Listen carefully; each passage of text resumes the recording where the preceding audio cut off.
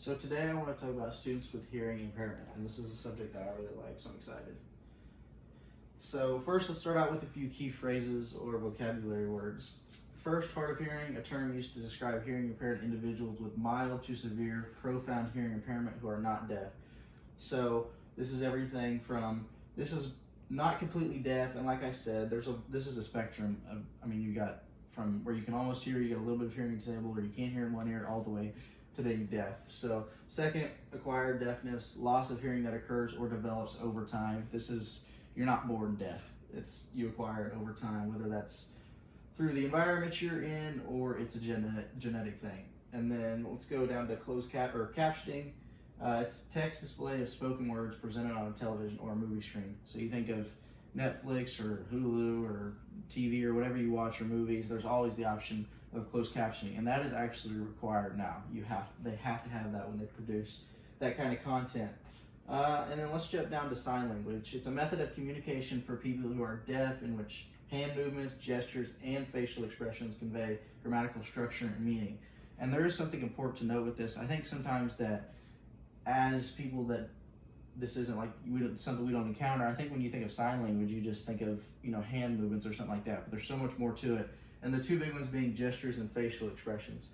When you're talking to somebody, you have the ebbs and flows of your voice to where they can know how you feel, or they kind of see how you are, and they go by your tone and that sort of thing.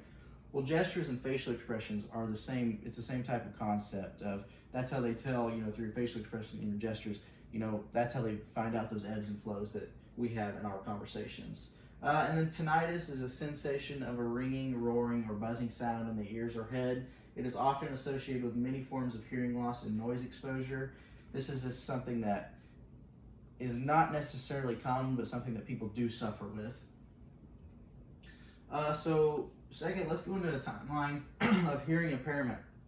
In 1714, this is one of my favorite things on here that I could find. The rest of them are pretty straightforward, but this one I really wanted to explain. So in 1714, we had the MVSL start. This was Martha's Vineyard, and it was a place with a lot of deaf individuals, and therefore they formed a style of sign language called MVSL. And this allowed hearing and deaf people to live in harmony. This is a really cool thing, and doing some research on it, something that I found out, and I thought it was really cool.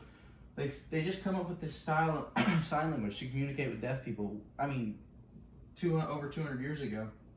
So I just thought that was really neat, how even then they developed a style, they adapted so that the people that were deaf and couldn't hear felt included. Then we go to 1817, the first school for students that are hearing disabled is established in the United States. It is called the Hartford Asylum for the Education and Instruction of Deaf and Dumb. Now, obviously, we leave out dumb nowadays. It's not politically correct and it shouldn't be said.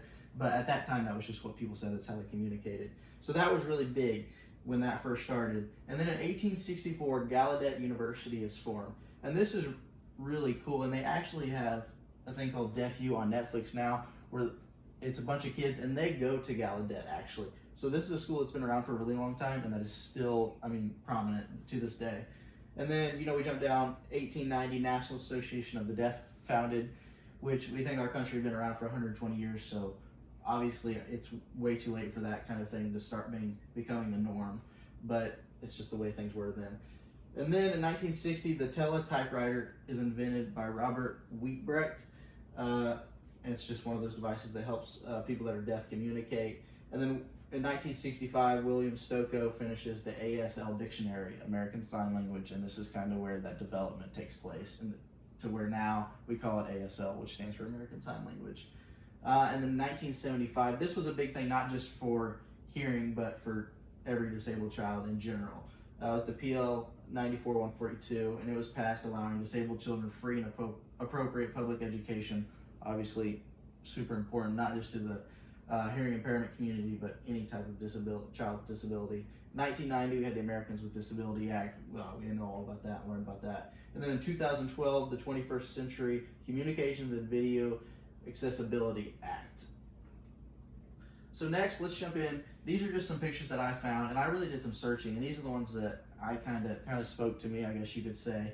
And this one here is a student with a hearing voice device, a hearing device motioning to or to be quiet to somebody. This is often because of the feedback they will get through their device. Now in this example, this is actually a cool article, and I think maybe he was practicing or just doing something else at it was like a camp type deal. But this is something that speaks out because too often when we think of people with, hearing impairments, often, or people that can't hear, we just think to yell at them or stuff like that. And that's not right. Yelling's not going to do any better. And that's something that I reiterate in this PowerPoint as well. And then we have the ABCs in sign language. And then one of my favorite pictures, this is Derek Coleman. He actually plays for the Seattle Seahawks right now.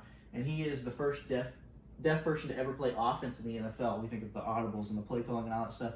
He's actually deaf and he still plays in the NFL for the Seahawks. And he's currently actually still playing.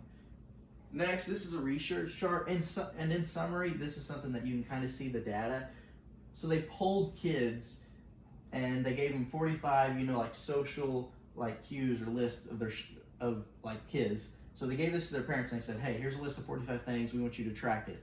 So here in the yellow, and this is like the progression, and it's really sad. So the yellow are the normal hearers. They have a group by the sample group, and then they have the ones that are hearing impaired in the green.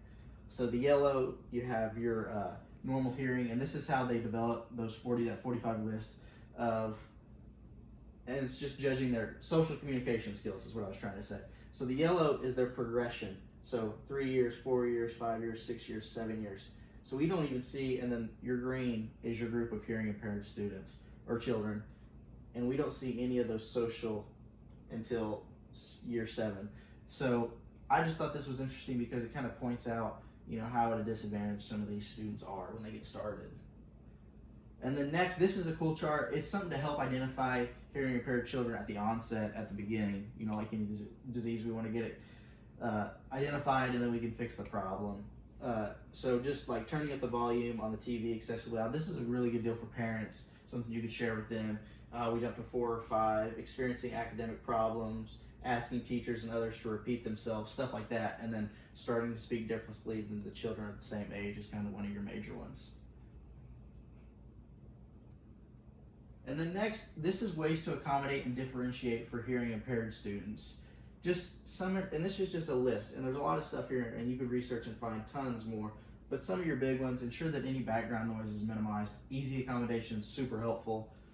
Students with hearing loss, especially those with speech issues, may prefer to have another student present, present their tutorial papers. They need somebody that can help do them with that. And then allow assignments or reviews to be completed on an in-depth study of a few texts rather than a broad study of many. And next, this is more practical to me, and this is something I really like doing here, was the tips to help you interact with hearing impaired students. Too often we think that these kids are different or that we should judge them different or anything like that, and they're not. They're just normal kids, and you've got to find a way to interact with them that makes them feel that way. You don't want them to feel left out, so just make everything as accessible as possible. Talk to them about their hearing loss. Don't act like it's something that, like they have a leg coming out of their head. It's not anything like that. It's just the disability that they have. It doesn't change who they are. And then understand your students' hearing loss. Understand why they have it or where it came from or if it was progressive or they were born with it or whatever it is. And then try to set up your classroom in different ways that better accommodates them. Put them in the spots where they can hear, where they can interact better. And then this is an informative cartoon, and it really speaks volume. I told you we'd get back to it at the beginning of the PowerPoint. Listen, yelling does not help. Just because you yell, that doesn't mean that the child's going to be able to hear you or understand you better. And they feel like you're being mean to them, so don't ever do that. And then these are some of my references that I use. There's a lot of research on this, and if you really wanted to, you can find even more. But this is the tip of the iceberg and a topic that I take really seriously, and I think that we need to take more seriously in education as well. So, thank you.